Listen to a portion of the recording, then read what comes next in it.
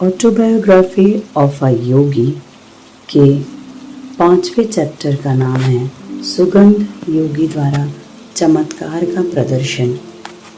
इसमें परमहंस योगानंद एक असाधारण संत स्वामी विशुद्धानंद से अपनी मुलाकात का वर्णन करते हैं, जिन्हें सुगंध योगी के नाम से जाना जाता है। इस अध्याय में योगानंद जी एक ऐसे योगी से मिलते हैं जो अपनी साधना के बल पर किसी भी प्रकार की सुगंध उत्पन्न करने में सक्षम है। यह अध्याय रहस्यमय और अलौकिक घटनाओं से भरपूर है, जो गहरे आध्यात्मिक अर्थों पर भी प्रकाश डालता है। सबसे पहला इसका बिंदु है स्वामी विशुद्धानंद से मुलाकात। योगानंद जी, जो विभिन्न साधुओं और संतों से मिलने की इच्छा रखते थे, सुगंध योगी के बारे में सुनते हैं।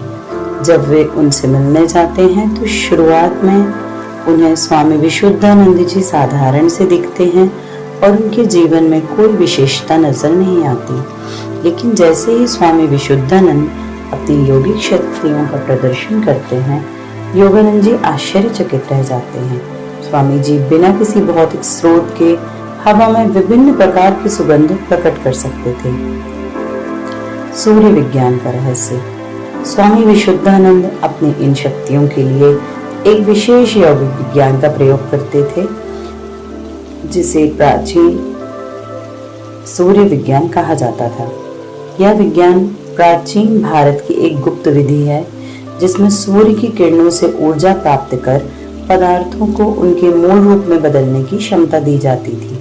स्वामी विशुद्धानंद के पास इस विज्ञान का गहरा ज्ञान था, जिसके बल पर वे विभिन्न सुगंधों और अन्य अलौकिक चमत्कारों को कर सकते थे। स्वामी का चमत्कारिक प्रदर्शन। स्वामी जी, योगानंद जी और अन्य उपस्थित लोगों को अपने चमत्कार दिखाते थे। उन्होंने विभिन्न फूलों की सुगंध जैसे गुलाब, चमेली, चंदन आदि की खुशबू उत्पन्न की। उनकी इन सिद्धियों ने योगानंद जी को स्तब्ध कर दिया।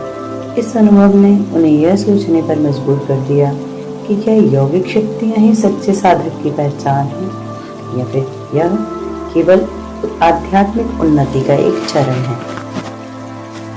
योगानंद जी का चिंतन।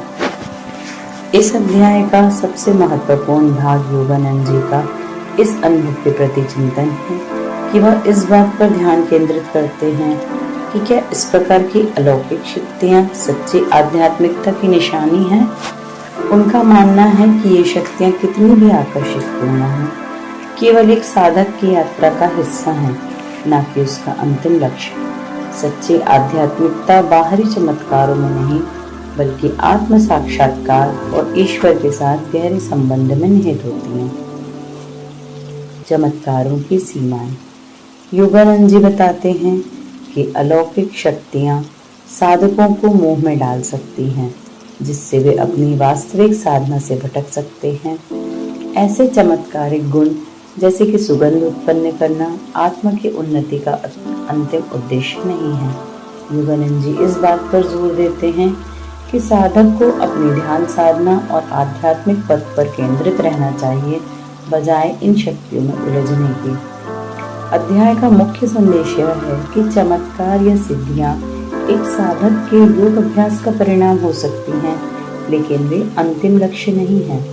योगानंद जी हमें याद दिलाते हैं कि सच्ची आध्यात्मिकता आत्मा के साथ ईश्वर के मिलन में है, और अलौकिक शक्तियां इस रास्ते में आने वाली सिर्फ एक चुनौती या आकर्षण हो सकती हैं। इस अध्याय में योगानंद जी की मुलाकात एक असाधारण योगी से होती है, लेकिन वे हमें यह भी सिखाते हैं कि असली महत्व साधक की आंतरिक यात्रा और आत्मिक उन्नति में ही निहित है, न कि बाहरी चमत्कारों में।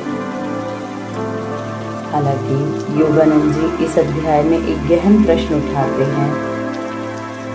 वह इस बात पर जोर देते हैं कि चमत्कार और यौगिक शक्तियां आकर्षक हो सकती हैं, लेकिन वे आध्यात्मिक साधना के अंतिम उद्देश्य को प्राप्त करने का मार्ग नहीं है। योगानंद जी स्वीकार करते हैं कि इन चमत्कारिक शक्तियों से प्रभावित होना स्वाभाविक है, लेकिन एक साधक को इस तरह की सिद्धियों में उलझने के बजाय अपने आध्यात्मिक लक्ष्य की ओर बढ़ते रहना चाहिए। धन्यवाद।